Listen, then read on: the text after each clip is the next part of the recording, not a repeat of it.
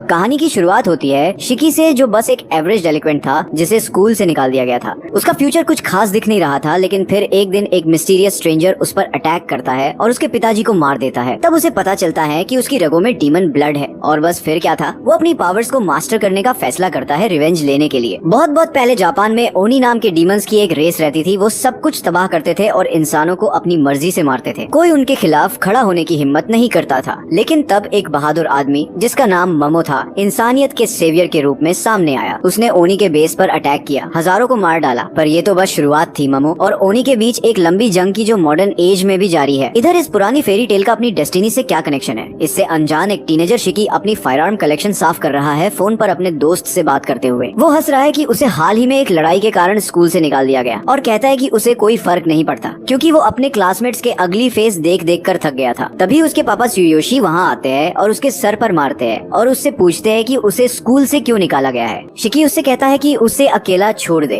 और त्सुयोशी उसे एक बार और मारना चाहता है, लेकिन शिकी इस बार डॉज कर लेता है। त्सुयोशी फिर शिकी से पूछता है कि ये सारी बंदूकें क्या हैं, क्योंकि वो एक वाइन शॉप चलाते हैं, गन शॉप नहीं। शिकी उससे टॉन्ट करता है कि वाइन शॉप बरेली चल रही है क्योंकि सब जानते हैं कि वो कस्टमर्स खो रहा है। त्सुयोशी पलटवार करता है उसे टॉन्ट करते हुए कि स्कूल से निकलने के बाद वो इतना हाई एंड माइटी एक्ट कर रहा है और शिकी को ये पर्सनल लग जाता है। वो कहता है कि वो कभी त्सुयोशी जैसा लूजर नहीं बनेगा और वो सच में रिलीव्ड है कि उनका ब्लड रिलेशन नहीं है। ये बात उस बूढ़े आदमी को हर्ट करती है, लेकिन फिर वो एक बिजनेस कॉल के लिए नीचे चला जाता है। त्सुयोशी एक डिलीवरी के लिए निकल जाता है और शिकी लंबी सांस लेता है, विश करता है कि काश किसी रिच मैन ने उसे अडॉप्ट किया होता। फिर वो अपना एम प्रैक्टिस करने की कोशिश करता है, लेकिन घर के बाहर एक एक्सप्लोजन उसे चौंका देता है। वो बाहर देखने जाता है कि क्या हो रहा है, लेकिन एक घना कोहरा उसका व्यू ब्लॉक कर देता है। अचानक कोहरे से एक अजीब सा ब्लैक मिस्ट निकलता है और शिकी शॉक में पीछे गिर जाता है। वो मिस्ट उसका पीछा करता है, उसे बाहर सड़क पर घसीट लेता है। जब शिकी उठता है और सोचता है कि ये सब क्या हो रहा है, तब वहाँ एक स्कैरी बूढ़ा आदमी सफेद कपड़ों में सामने आता है, बिल्कुल उस पर अटैक करने के लिए रेडी। लेकिन अगले ही पल त्सुयोशी वहाँ वापस आता है और अपनी कार से उस अटैकर को ठोक देता है। वो शिकी को कार में बैठने को कहता है और जितनी तेज हो सके गाड़ी भगाता है। वो कहता है कि उनके पास अब सिर्फ कंट्री छोड़ने का ऑप्शन है, लेकिन शिकी को अभी तक समझ नहीं आया कि क्या हुआ है। वो अपने पापा से पूछता है कि वो किसी को अपनी कार से कैसे मार सकते हैं, लेकिन त्सुयोशी उससे कहता है कि वो आदमी मरा नहीं है और उन्हें उससे जितना दूर हो सके उतना जाना होगा। वो बहुत डिस्ट्रेस्ड है और शिकी को ध्यान से सुनने को कहता है क्योंकि उनके पास ज्यादा टाइम नहीं है। त्सुयोशी शिकी को बताता है कि वो ओनी का डिसेंडेंट है और जिस आदमी ने अभी उस पर अटैक किया वो मामोरो का डिसेंडेंट है। ये सुनकर शिकी उससे मजाक बंद करने को कहता है क्योंकि ये उसका वक्त नहीं है, लेकिन त्सुयोशी उससे कहता है कि वो सीरियस है। तभी ब्लैक मिस्ट से बनी एक ब्लेड कार की छत में घुस जाती है और त्सुयोशी मुश्किल से उसे डॉज करता है। उसे एहसास होता है कि अटैकर उन तक पहुंच गया है और फिर अचानक उनकी कार की विंडो ब्लैक मिस्ट से कवर हो जाती है, उन्हें पूरी तरह ब्लाइंड कर देती है। त्सुयोशी एक अबैंडन वेयर हाउस के पास कार रोकता है और जल्दी से बाहर निकलता है। वो शिकी को छुपने को कहता है। तभी कार एक्सप्लोड हो जाती है और जब त्सुयोशी मुड़ता है तो देखता है कि शिकी गायब है। लकीली उसे वेयर हाउस में जाते हुए ब्लैक मिस्ट का एक ट्रेल दिखता है और उसे एहसास होता है कि उसके बेटे को वहाँ ले जाया गया है। वेयर हाउस के अंदर शिकी खुद को ब्लैक मिस्ट के एक जाइंट वेब में फंसा हुआ पाता है, जिसके सामने एक स्कैरी आदमी जिसका नाम समदारे है खड़ा है। समदारे शिकी से कहता है कि उसकी रगों में मौजूद ओनी ब्लड उसे एक पेस्ट के अलावा कुछ नहीं बनाता और ऐसे पेस्ट को खत्म करना माटेरो एजेंसी का काम है। शिकी अभी भी शॉक में है कि समदारे कार से कुचलने के बाद भी बच गया, लेकिन तभी त्सुयोशी वहाँ आता है और उसे बताता है कि मामो की फेरी टेल एक सच्ची कहानी है। वो कहता है कि हजारों सालों से मामो और ओनी एक दूसरे से जंग लड़ रहे हैं अपने डिसेंडेंट्स के थ्रू जो उनका ब्लड शेयर करते हैं। इवेंटुअली मामोतेरो डिसेंडेंट्स ने हाथ मिला लिए और माटेरो एजेंसी बनाई, जिससे उन्हें बैटल में एडवांटेज मिला और ओनी को इंसानों के बीच छुपने पर मजबूर होना पड़ा। शिकी को अभी तक कुछ समझ नहीं आ रहा है। समदारे अचानक ब्लैक मिस्ट से 2 तलवारें बनाता है और रिस्पॉन्स में त्सुयोशी भी उसी एबिलिटी को अनलीश करता है उससे लड़ने के लिए। दोनों आदमी एक दूसरे की तरफ लपकते हैं, अपनी ब्लेड्स टकराते हैं और एक पावरफुल शॉकवेव रिलीज करते हैं। त्सुयोशी किसी तरह समदारे को पीछे धकेलता है, लेकिन वो उसे पहले से कमजोर कहता है। समदारे एक्सप्लेन करता है कि ब्लैक मिस्ट एक यूनिक एबिलिटी है जो सिर्फ मामोतेरो के डिसेंडेंट्स यूज कर सकते हैं और त्सुयोशी कभी माटेरो एजेंसी में उसका सीनियर था। शिकी ये जानकर हैरान हो जाता है कि उसका पापा मामो का डिसेंडेंट है, लेकिन त्सुयोशी कहता है कि वो इस बारे में पूरी तरह भूल चुका है। समदारे उससे पूछता है कि क्या वो ये भी भूल गया है कि ओनी कितने डेंजरस होते हैं। वो डिक्लेयर करता है कि एक ओनी को शेल्टर देने के क्राइम के लिए त्सुयोशी को भी एलिमिनेट कर दिया जाएगा। त्सुयोशी पहले उस पर अटैक करता है, लेकिन वो और समदारे स्ट्रेंथ में बराबर हैं। शिकी बस उनकी क्रेजी फाइट को हैरानी से देख सकता है, जबकि समदारे त्सुयोशी से पूछता है कि वो एक ऐसे मॉन्स्टर को क्यों बचा रहा है जो सिर्फ डिस्ट्रक्शन के लिए जीता है। त्सुयोशी उसे चुप रहने को कहता है और उसे सीरियस डैमेज पहुंचाने की कोशिश करता है, लेकिन समदारे समदारे उससे कहीं ज्यादा तेज है, वो आसानी से अटैक डॉज करता है और फिर सुयोशी को एक सुपर फास्ट कॉम्बो से मारता है, उसे बुरी तरह इंजर्ड करके नॉकआउट कर देता है। शिकी अपने पापा को खून में लथपथ देखकर डेवास्टेटेड हो जाता है और समदारे को गाली देता है, कहता है कि वो उसे मार डालेगा। समदारे उससे कहता है कि वो भी जल्द ही अपने पापा के साथ आफ्टर लाइफ जाएगा। तभी सुयोशी उसके पैर पकड़ लेता है और समदारे उससे पूछता है कि वो इस लड़के को बचाने के लिए इतना कुछ क्यों कर रहा है। वो जवाब देता है कि उसे अपने बेटे को बचाने के लिए कोई रीजन नहीं चाहिए। वो कहता है कि शिकी ने अभी तक किसी को नुकसान नहीं पहुंचाया है और उसे सिर्फ ओनी ब्लड होने की वजह से मारना गलत है। समदारे बस एक ब्लैक मिस्ट स्वॉर्ड बनाता है उसे फिनिश करने के लिए और शिकी के अंदर का गुस्सा फाइनली अपनी लिमिट तक पहुंच जाता है। जैसे ही उसकी आंखें लाल होती हैं, वो कसम खाता है कि वो उस बास्टर्ड को मार डालेगा जो उसके पापा को हर्ट करने की कोशिश कर रहा है और उसकी डेमोनिक पावर्स अवेकन हो जाती हैं। उसके चेहरे के हर पोरे से खून निकलने लगता है और उसके सिर से डेमोनिक हॉर्न्स निकलते हैं। शिकी चिल्लाता है कि वो समदारे को मार डालेगा और जब वो आदमी उसे देखने के लिए मुड़ता है तो देखता है कि शिकी अब वेब से बंधा हुआ नहीं है। अगले ही पल उसके चेहरे के पास खून से बनी हुई बंदूकें पॉप अप होती हैं, लेकिन अपनी तेज रिफ्लेक्सेस के कारण वो सारे शॉट्स ब्लॉक कर पाता है। लेकिन शिकी उस लोकेशन से पहले ही मूव कर चुका है और जब समदारे सोचता है कि वो कहाँ छुपा है तो उसे छत से खून टपकता हुआ दिखता है, जहाँ शिकी एक पागल बैटमैन की तरह उल्टा लटका हुआ है। उसके खून से सने हुए रूप को देखकर समदारे को एहसास होता है कि शिकी जाग गया है और अब वो अपने खून को मैनिपुलेट करके लड़ सकता है। लेकिन ये भी एक ओनी से लड़ने की सबसे डरावनी चीज नहीं है। अचानक शिकी उसकी तरफ लपकता है, अपने ताकतवर स्ट्राइक से उसे पीछे ढकेलता है। समदारे जल्दी से टेबल पलट देता है, उसकी बाहों को काट देता है, लेकिन शिकी पीछे कूदता है और तुरंत अपनी बाहें फिर से उगा लेता है। वो फिर पागलपन से चिल्लाता है और समदारे को पसीना आने लगता है क्योंकि उसे एहसास होता है कि ये फाइट आसान नहीं होने वाली। शिकी अपनी ताकत को खून से बनी हुई कई सारी बंदूकों के रूप में मैनिफेस्ट करता है